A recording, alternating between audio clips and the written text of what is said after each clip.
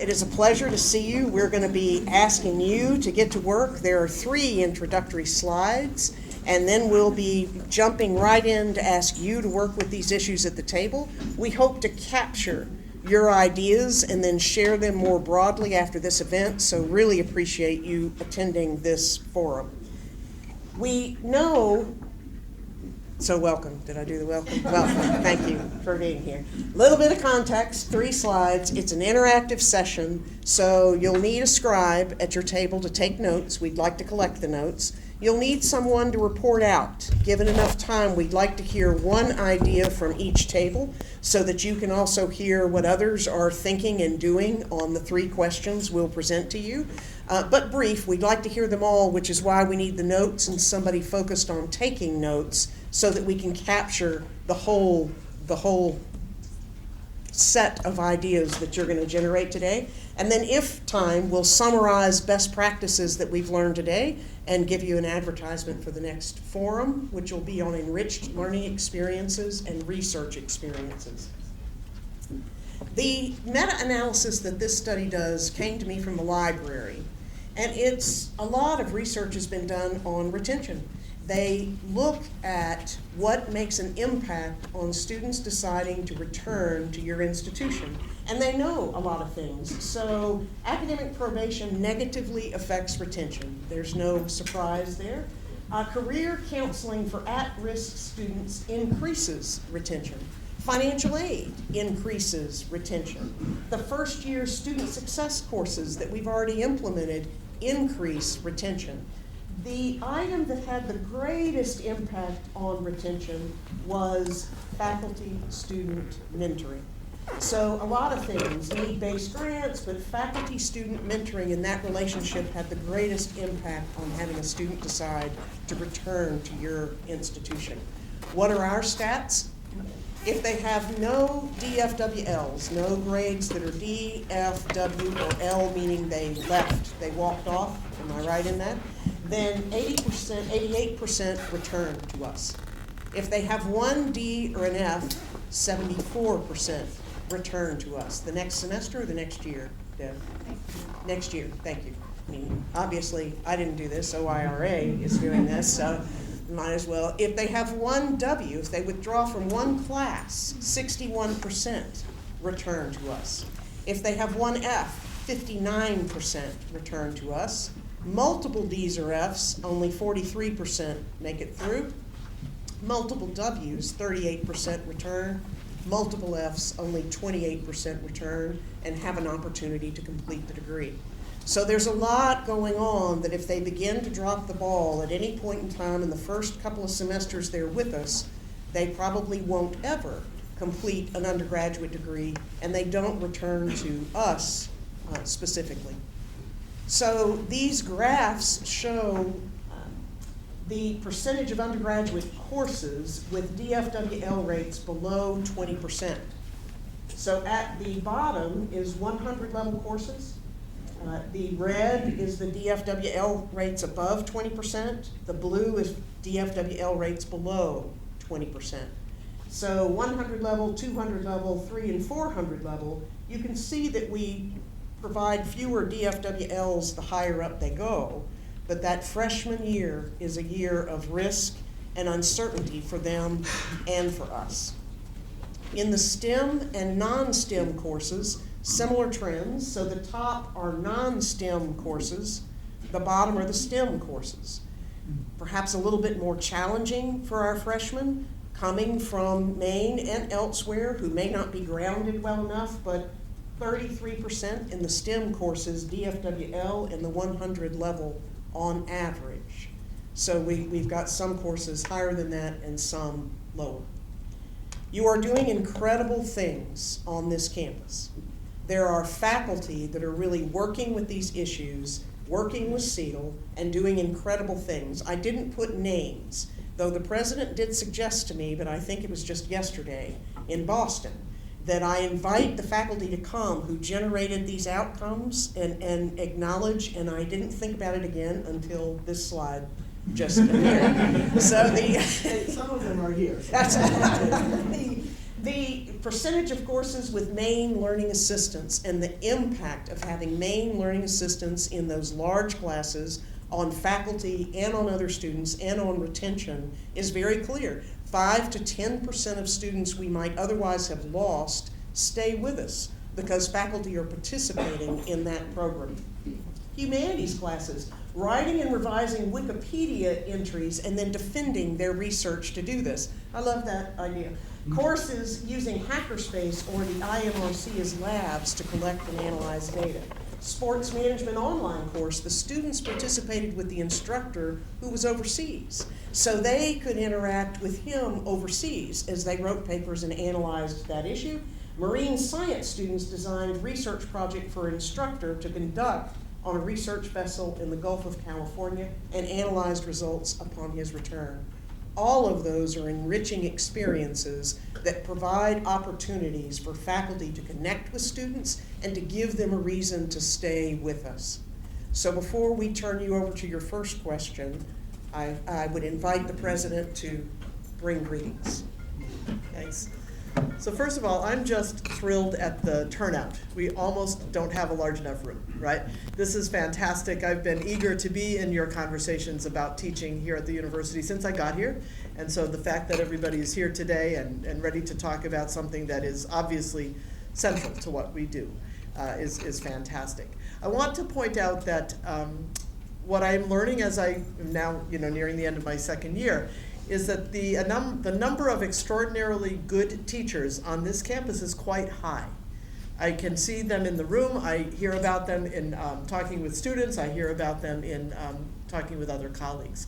So this is a place already, the University of Maine is already a place that values teaching and learning, that is committed to high quality, innovative, high impact practice in the classroom. I don't know that we are well known as such a place. And so I'm, again, very heartened to see all of you in this room because part of what I'm about is making sure that we are known as such a place, that we're able to talk about the innovative work that's done in our classrooms, the ways in which you pay attention to the issue of student learning. I know this is an area of great of scholarly interest to me as well, but I do know that sometimes in places we get so focused on what we do in the teaching that we forget that the real outcome that we need to focus on is the learning. And I get a sense that we do that here. So I'm not going to say much more because I really would like to start to hear what you're all going to talk about at the tables, other than to say thank you for being here. This will not be the last of these conversations, and I'm looking forward to what we produce together. Thank you very much.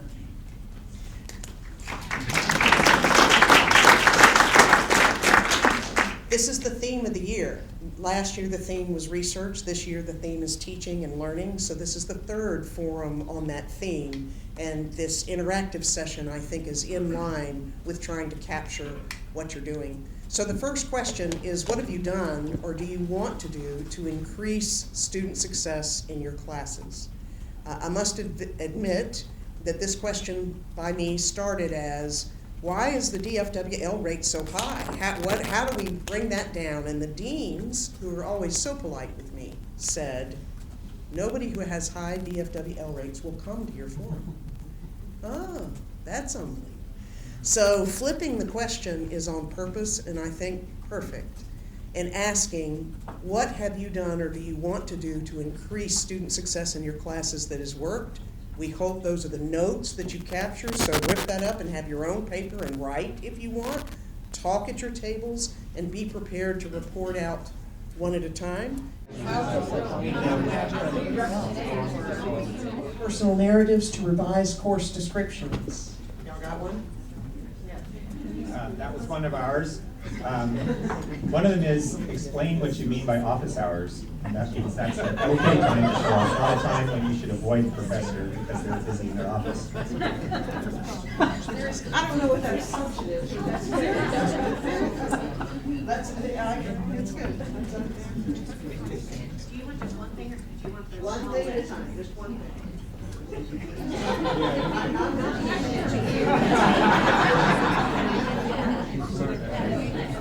At this table, we said the Navigate progress reports are working. Line of students after class that have received an email showing concern. the app is working. We're now communicating with students in the way in which they communicate today. You stole our thunder,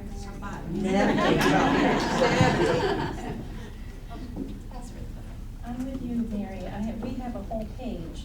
But I think for ours, mentoring and tutoring, meeting students beyond just that classroom time and giving them extra time and instruction if they need it. I got y'all, so it's here. I don't know if I'm giving it to you either.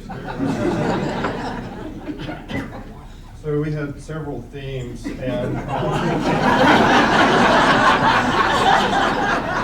one theme I think that probably we all agreed upon was this notion of building community, and we do it in lots of different ways. Either through cohorts that students work together and hold each other accountable, promote success, or through our learning and living communities, just making those connections in that community, whether it's building it in our own classrooms or beyond that. Oh, we're so good. You were nervous. Yes. We talked about transparency and why we do things and sharing that with our students. So transparency makes a big difference in them understanding. Who's talking? Well, we spoke about a bunch of things. One thing we focused on were the size. We were looking at the 100 level classes being the big problem. And we said that the reality is we just need smaller classes for 100 level classes, which is something we can't have. But if we are going to have those, we need to find a way that's relatable for students to experience the class in a way that's tangible, and they can take the experience home with them. Don't blame me for can't do the 100. Pass it over to my colleagues. They have the data, so. We were talking about it, we use MLAs in some of our classes, and that seems to have a huge impact on the performance. There's data coming in that forum next 2 weeks. There's a showcase next Yes. 2 weeks. On the Tuesday. 25th. February 25th, yeah. But I think that helps with making the class feel smaller when there's the other students running around lecture hall helping answer questions and facilitating. The use of MLAs and the research output from the last use of MLAs has been, in every forum, one of the #1 things we hope to continue. So. We talk a lot about building certain kinds of social and emotional skills. They had some really concrete ideas and they put into practice for fostering collaboration among students, for mentoring, things of that sort. And basically creating an environment where students don't have to be afraid of social risk taking. And that goes with the Make the Grade initiative of us telling, several of those students who had above a 0.0 based on the chancellor and president's leadership, that we believe in you. We believe you can make this. We believe you will be successful as you go forward. And 55 so far has taken us up on the offer, so I'm excited to see the outcome. We talked about recognizing that students have varying learning styles and varied strengths, and providing multiple activities that students would all have a chance to shine, rather than relying solely on exams as the only measurement or assessment of success in the classroom. Thank y'all. Now we need to take up these notes so that we have a stack of the notes from the first question. And so while we're taking up these notes, I would invite you to see our commercial that started airing in Portland and Boston, Connecticut, and Bangor, and will run during this enrollment management key time as a way of beginning to make this case. 30 seconds, so we have to hurry. Set your course by the stars, not the light of other ships. I will chart my course with the world's largest 3D printer. My journey strengthens my mind and my body. Every adventure needs a co-pilot. Today I will create my own hurricane.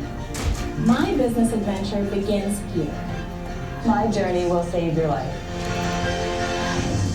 You might have to play it one more time. I think I got it. Is that volume better now?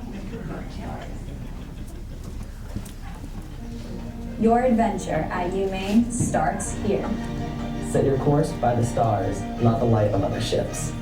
I will chart my course with the world's largest 3D printer. My journey strengthens my mind and my body. Every adventure needs a co-pilot. Today I'll create my own hurricane. My business adventure begins here. My journey will save your life. So it's the first of a few. We hope to tailor them by college and by application as time goes by, but it's the beginning. There'll be a brochure, there'll be new messages, there'll be new examples, but it's the first of having a theme, a trunk of a theme, that we would then modify for different colleges and disciplines. Why did I not get any notes from this side of the room? That's probably good. Yes. Okay, so your second question is, oh, you got the notes. Okay, what are the barriers that are in your way from implementing? Sorry, what are the barriers you face in helping your students to be successful in your course? But one quick idea, what are the barriers you face in helping your students to be successful in your course?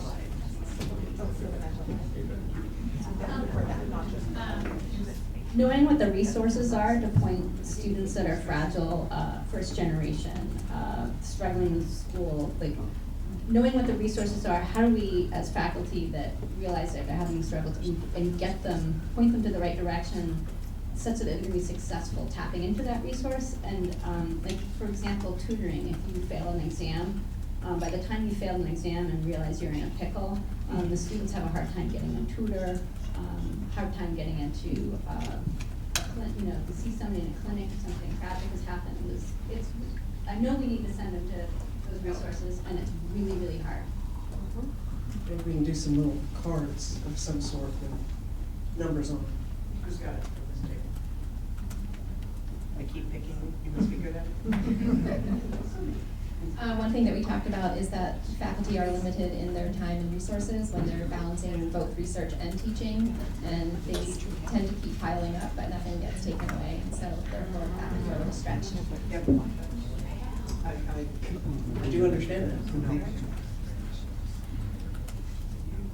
that. So one of the things we talked about was how to have a sort of campus-wide or system-wide discussions about student preparedness, which I think is, we all talk about how we notice student preparedness declining, but rather than just placing the pressure for responding to that on the individual instructor and saying just teach differently, to really have open, honest discussions throughout the campus about how to address that, and to feel that we have just support throughout, and acknowledging that as a major struggle to success.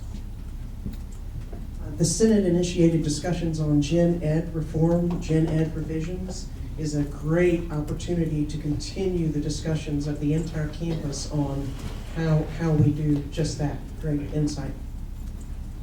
I won't pass it out this time.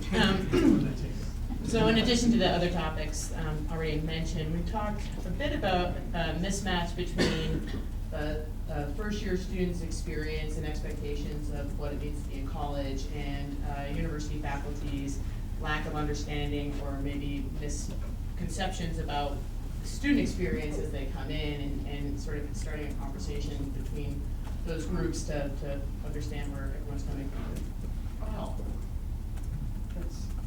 Or even videos where they can explain it or see it back and forth. That's. Yeah, we talked about a number of things. One thing that we talked about, which kind of seems silly, but I think it actually is a really important component, actually is kind of the physical space. So, right, if you have 34 students crammed into a room for 34 students, and you want to do some of these things, you can't do it. And you're seeing that more and more. Students can't even get in and out, of chairs and stuff. So I think that's part of it, and that's, we're trying to build this community, but that makes it hard. So that was one of the things we talked about. And I know the new engineering building has spaces in it that are designed for all of us to use. We may overwhelm them with our use of it once it's here, but there is that thought of creating more spaces. Of course, you'd have to travel some. So I don't know if this is different, but we talked about scheduling too, and there's not enough active learning spaces on campus, and we don't know if they're being prioritized correctly. So those who use active learning, if those are getting the first priority to be in those rooms or not. And that is an infosylum, is that the right word? An infosylum question, I think, so I'm glad it'll be in the notes, and we'll have action lists from this meeting.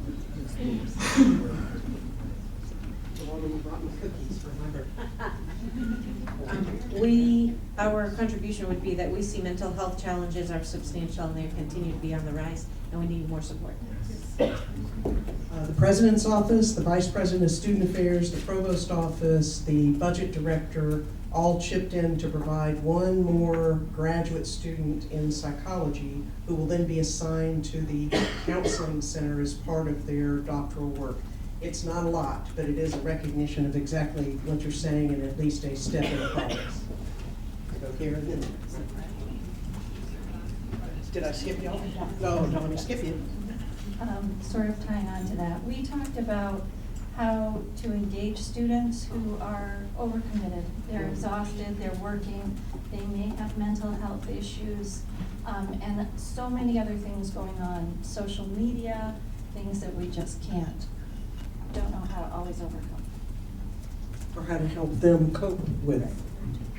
Good points. Here and then. Sorry, I'm lost. Most of our points have been mentioned. The one that isn't is especially student accessibility services finds there are faculty who don't abide by the law or recognize accommodations. So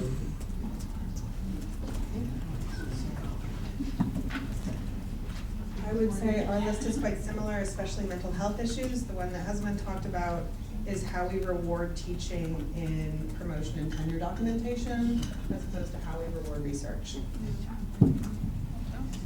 Yes. Good points, everyone. And President, I know you're, but do you have? I'll just thank you briefly. I have to get to Augusta, so I'll head out. But Faye seems to be diligent about collecting these notes, so I will see them. Two thoughts. In this question on the barriers you face, I'll be interested in looking at the notes. I know that as a faculty member, when I was doing more teaching, I always wanted more help in how to use these active learning techniques and how to actually do things within my class that weren't necessarily, I mean, I taught math, right? So picture your traditional vision of mathematics.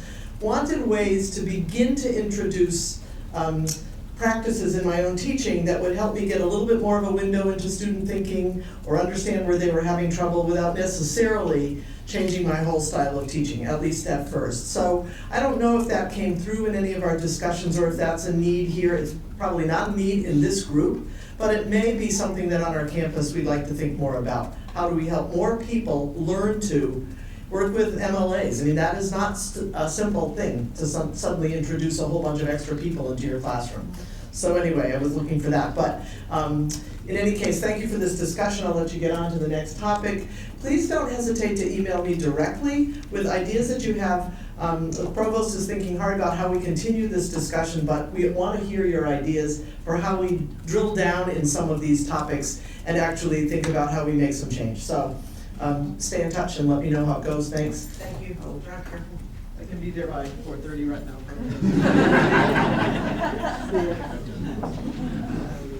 We went to Boston yesterday and she drove part of it, and I got my car, but I can tell you she drove my car faster than Leave before you tell that. If you have additional thoughts about question 1 or question 2, you can jot them on the sticky note and leave them there, and you're capturing this set of notes.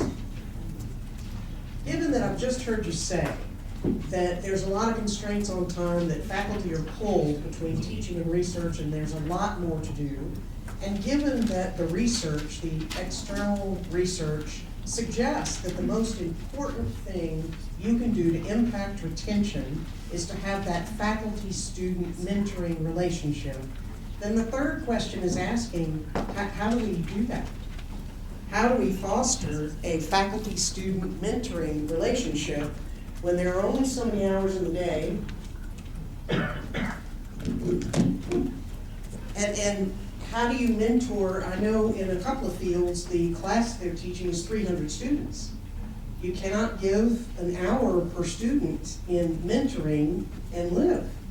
You know, so the much less get all your work done. So, do you have ideas of approaching the mentoring issue that does not involve you sacrificing everything for that cause? The guess is that some class sizes will continue to increase just in the way the national trend is going. And so this is not going to go away in the short term, but I believe that we can figure out ways with your help, of doing a little better at the Maine way. It's UMaine, and that we can find a way to help our students feel welcome and honored and nurtured here, without expecting you to sacrifice everything of your teaching, scholarship, service work in order to make that happen. So 15 minutes, okay, and then we wrap up, so take another, you all right? I mean, the other thing I didn't do to you today is re-deal the cards and make you change tables.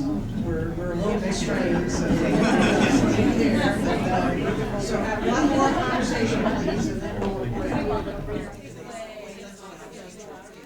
So looks like they're gonna drawing have the straws. first report out, and then I'll just go around the room in a slightly different way. All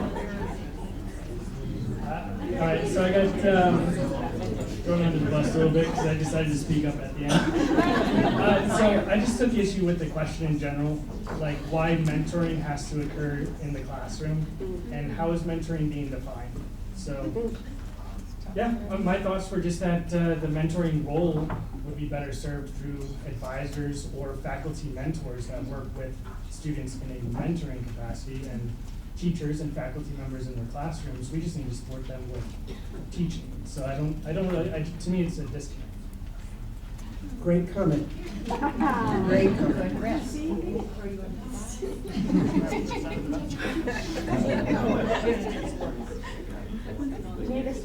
So we talked about some departments have drop-in help places, and like the math department has drop-in help. A lot of our classes are bigger, so we really can't mentor every single student. But in the math lab, they can come and get individual mentoring there. It's open, at almost 40 hours a week, and it's a nice space, and so that's a place where they can come and get individual mentoring. More departments and more space. Build a new building. Cheerleading. I can go again. I took notes.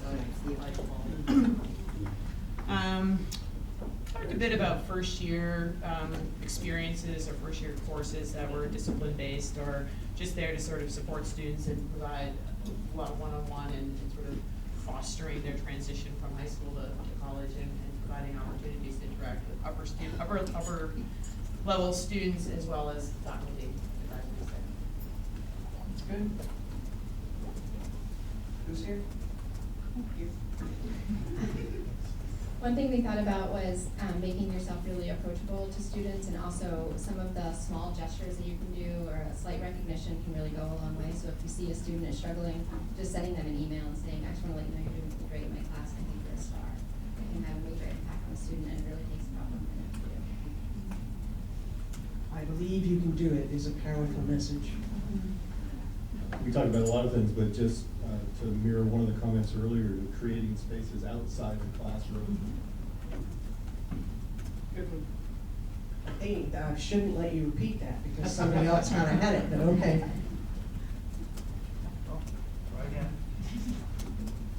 One of the things we talked about was in-load teaching assignments and the ways that independent studies are counted or not counted, and how you can sort of just divvy up teaching assignments so that faculty can actually spend more time with your students mentoring individual projects, but that would have to be science.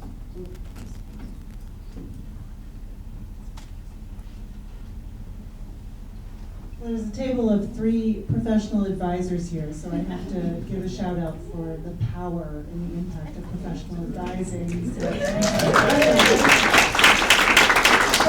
I'm going to squeeze in another great question, and that was asking students, why are you here in this particular class? And I think some students are searching to try to answer that, so we maybe could do a better job of creating meaning for each class that they're taking, including Gen Eds. I was going to say the Gen Ed Forum, that was a theme of that forum, of being sure that we are discussing the themes within Gen Ed so that they know what they are.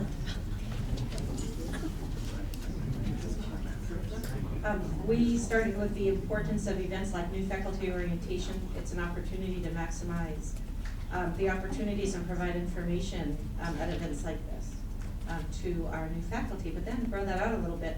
An opportunity, for example, to do a refresher, possibly at the beginning of the year, but definitely at the middle of the year. What are the resources? What are the workshops available on campus? And also, really important, just piggybacking on Faith there, the huge importance of recognizing the invaluable roles of our staffs. That might have been 3 instead I of know. 1.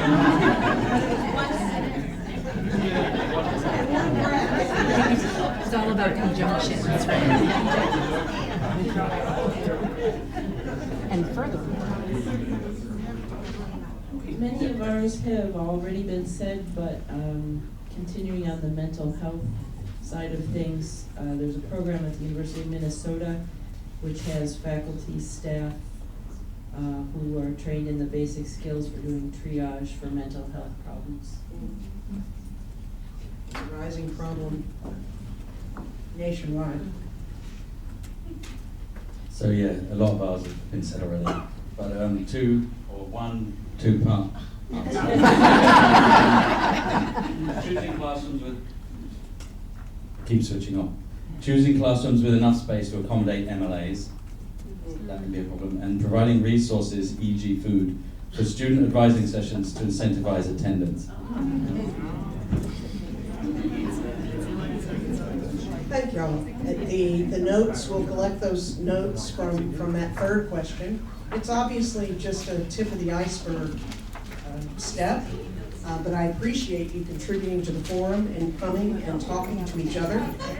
The next Provost Forum is March 12th, again 3 to 4:30. It'll again be in Wells, and we intend to dive a little deeper into enriched research experiences. I mean, it's saying enriched learning experiences, but the focus will be on that.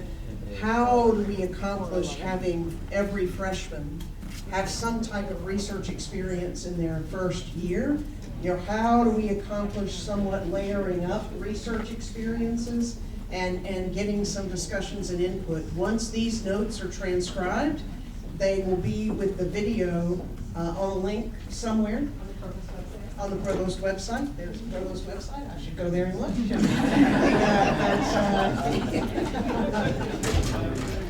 Yes? Ask students to a forum and ask them these questions. Oh, that'd be great. Ask them the same questions. I like that a lot. I know I hadn't thought about that, but I framed the question. Did you hear that, Robin? John, did you get that? So I just wanted to make an announcement to this group because you're interested faculty.